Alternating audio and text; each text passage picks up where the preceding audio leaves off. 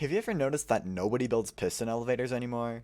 The bubble column with its tiny footprint and blazing fast speed outclasses existing piston elevators, pushing them to the point of impracticality. That's honestly a travesty, and I'm setting out to correct it. The SKRINKLE isn't quite as fast as a bubble column and isn't quite as compact, but being one block wide it offers a lot of building freedom, including the ability to make it flush with the wall. It's also a lot smoother to use, requiring no finicky movement to get in and out with its automatic ejection system. And it even allows downwards travel by hopping down the elevator shaft. If you hold space, you suppress the bounce and also don't take fall damage. Then you can get right back out.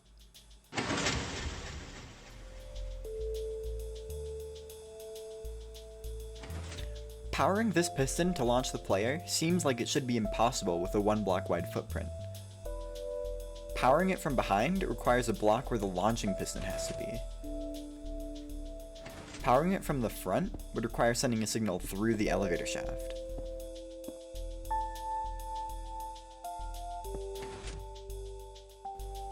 And you obviously can't power it from the top or the bottom because the player would run into those blocks. Or can you?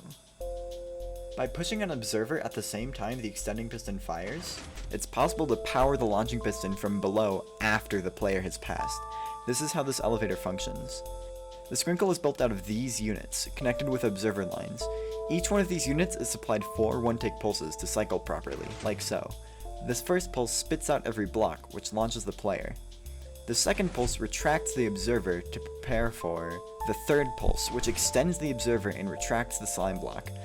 And then the fourth pulse pulls everything back in. The top piston would also usually extend, but we have this immovable block right here to prevent that from happening.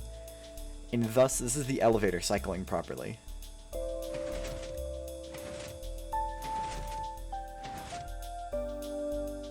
The bottom segment of the SKRINKLE is surprisingly super simple. This segment's main job are to hold the minecart in place while the elevator isn't in use, to launch the player at the right timing, and to generate 4 one-tick pulses. The first 2 jobs are easy. Just hook up a vertical piston with a slime block and you're good to go. As for the third job, well, first, 2 pulses are generated by using the input of a stone button hooked up to an observer.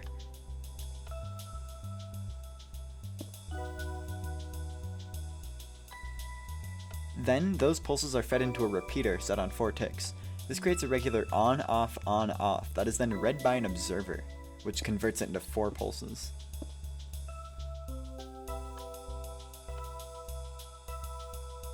The 2 pulses are additionally sent into the piston, which extends and retracts the slime block, launching the player. The 4 pulses are then sent up this observer line, which snakes around to achieve the proper timing, and is interrupted by redstone dust to power each of the modules.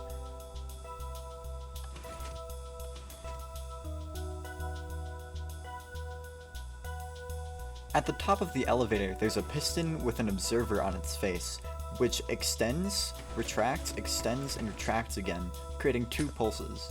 These 2 pulses are then fed into this setup right here, which extends the observer and activates the activator rail. It then retracts the observer. This is actually the elevator completed. Once all of the modules are hooked up, it runs.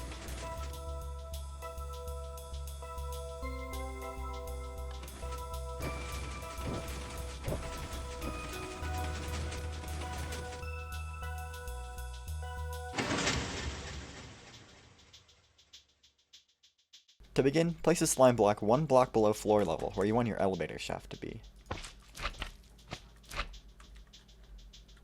This can be set into the wall, flush with the wall, anywhere really. You can also place this at floor level or above floor level, but I would recommend placing it here. Place a sticky piston facing upwards into the slime block. Make sure all the blocks around the elevator shaft won't get moved by the slime block when it extends. Next, place a non-sticky block diagonally above and behind the slime block. And then any building block on top of it. Place a stone button on this block. Move around back, and place an observer facing downwards behind the non-sticky block. And redstone dust on top of it. place 3 blocks in a row, 2 blocks below this.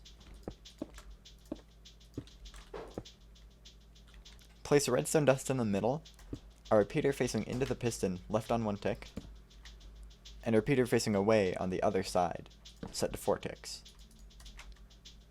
Place 2 observers facing upwards off this repeater.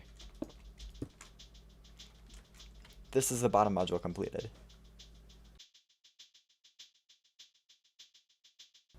First, place 3 observers facing upwards on the outermost block.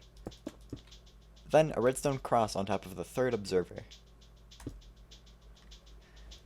On the side of the 3rd observer, place a sticky piston facing inwards.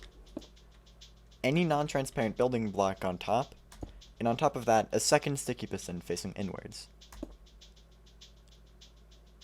Starting from the bottom of the 2 pistons, place an observer facing upwards, a sticky piston facing upwards, a slime block, and any immovable object, all on top of each other.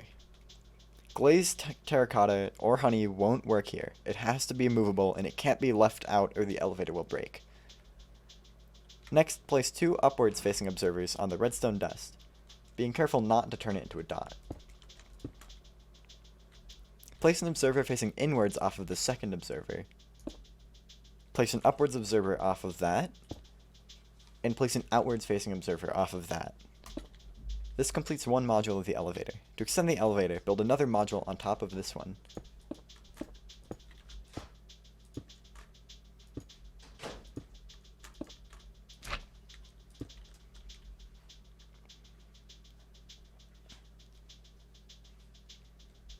Build as many modules as you need to reach your destination. This module repeats infinitely with no changes.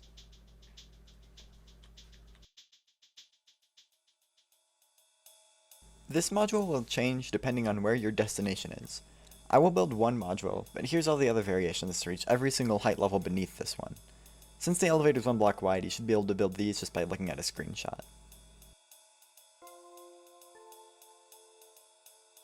First, place 2 observers facing upwards on the outermost block. Then, place a sticky piston facing upwards, with an upwards facing observer on its face. Skip a block and place any non-transparent building block. Off this block, place an inwards facing sticky piston, with another inwards facing sticky piston below. Starting on the bottom sticky piston, place an upwards facing observer and an activator rail on top of it. Finally, place a block for your destination on the same level as the observer. And you're done. Congratulations, you've now built the SKRINKLE. To prime the elevator, place a minecart on the activator rail at the top. Then hop down the elevator shaft, holding space to suppress the bounce, and run the elevator. When the elevator is done running, the minecart will drop down, and the elevator is primed. To go up the SKRINKLE, ride in the minecart, and push the button to activate it. If you've built the elevator right, you should be transported to the top and automatically ejected. If this doesn't happen, it means there's a mistake somewhere. If the bottom slime block does not extend, make sure to check that this down here is built right.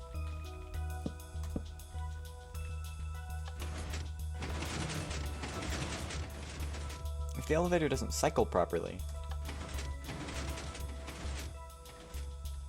check the bottom module's repeater timings, and make sure this repeater is set to 4 ticks. If the pulse doesn't reach the top, make sure all the observers in the observer line are facing in the right direction. You shouldn't see any faces.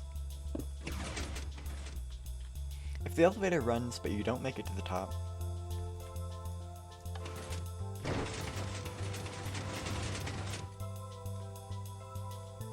go to the module that caused you to fall.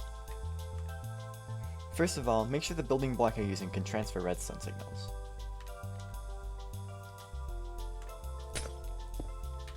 If it can, make sure you didn't accidentally convert the redstone cross into a redstone dot.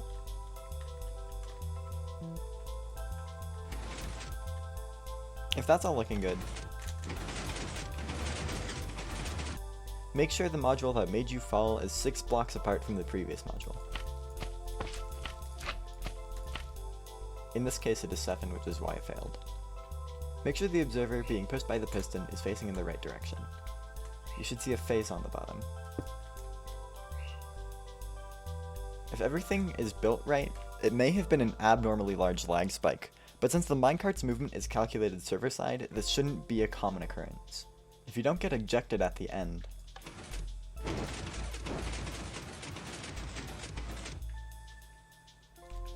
make sure the block you're using can transfer redstone signals. And to make sure your observers are facing in the right direction, you should see a redstone dot on top of both of them. If the elevator ends up out of phase after all this troubleshooting, slowly click the bottom repeater until the elevator looks like this. And then break the repeater, place the repeater again, and then slowly bring it up to 4 ticks. This should bring your elevator back into phase. If your elevator does not go back to that position and instead alternates between these 2 positions, it means that you've run the elevator too fast at some point, and it means that all of these observers need to be replaced.